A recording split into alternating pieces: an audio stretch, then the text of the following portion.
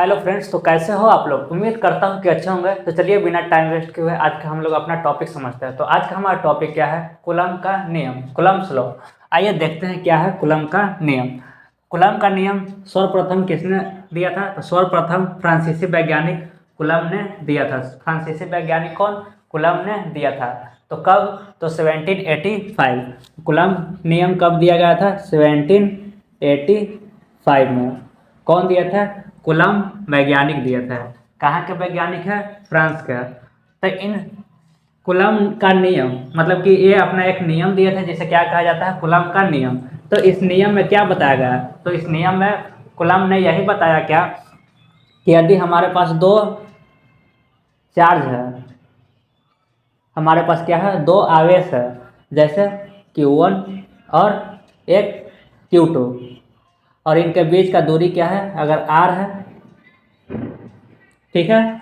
तो बोलते हैं क्या फ्रांसीसी वैज्ञानिक कौन? कूलम, कि यदि दो आवेशों के बीच दो आवेशों के बीच लगने वाला बल, तो जाहिर सी बात है कि दो अगर आवेश है हमारे पास तो कुछ ना कुछ फोर्स लगाएंगे। वो फोर्स हो सकता है कि प्रतिकर्षण का हो या फिर आकर्षण का हो, कुछ भी हो, लेकिन वो फोर्स तो जरूर लगाएंगे। तो आइए देखते हैं कि कुछ भी फोर्स हो लेकिन उन दोनों के बीच में लगने वाला जो फोर्स होगा मतलब कि एफ।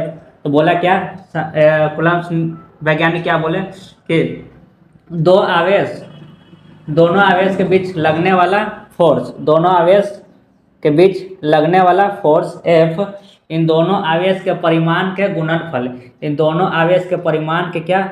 गुणनफल। मतलब कि Q1 और Q2 का क्या गुणनफल का क्या होगा? समानुपाती। क्या होगा? समानुपाती। क्या होगा? समानुपाती। तथा इनके बीच के दूरी के वर्ग, तथा इनके बीच के दूरी का वर्ग, इनके बीच के दूरी का वर्ग का क्या होगा? वायुत्क्रमानुपाती। वायुत्क्रमानुपाती क्या मतलब इसका इंग्लिश क्या होता है? इनवर्सली प्रोपोर्शनल, मतलब कि उल्टा। आर स्क्वायर का क्या होगा? 1/r²। तो ये क्या हो गया? इनवर्सली प्रोपोर्शनल हो गया। यही नियम क्या कहलाएगा? कूलम का नियम। यही नियम क्या था? कूलम का नियम। आइए इसको फिर से समझते हैं। अगर समझ में नहीं आया तो आइए इसको फिर से समझते हैं। बहुत ही आसान टॉपिक है। इसमें कूलम नियम, कूलम साहब ने क्या बताया कि यदि दो आवेश के बीच लगने वाला फोर्स, तो जाहिर सी बात है इन दोनों के बीच में फोर्स लगेगा, तो एफ इन दोनों आवेशों के परिमाण के गुणनफल, मतलब इन दोनों के मैग्नीट्यूड का क्या? गुणनफल Q1 इंटू Q2 के क्या होगा? समानुपाती। समानुपाती हो गया। तथा इनके बीच के दूरी, तो इनका बीच का दूरी क्या था? R। इनका बीच का दूरी क्या था? R का वर्ग। इनके बीच के दूरी का वर्ग के क्या होगा? वायुत्क्रमानुपाती। समानुपाती बोलता तो यहाँ लिख देता है, लेकिन क्या बोला? वायुत्क्रमानुपाती होता है, इनवर्सली प्रोपोर्शनल, इसलिए उसको क्या कहाँ लिखे? नीचे। यही हमारा क्या हो गया? कूलम का नियम। यही हमारा क्या हो गया? कूलम का नियम। तो आइए इस प्रोपोर्शनल साइन को अगर हटाएंगे तो क्या इसको लिख सकते हैं? जाहिर सी बात है कोई एक ना एक कांस्टेंट आता है, तो यहाँ पर एक कांस्टेंट आ जाएगा K/Q1/Q2/r²।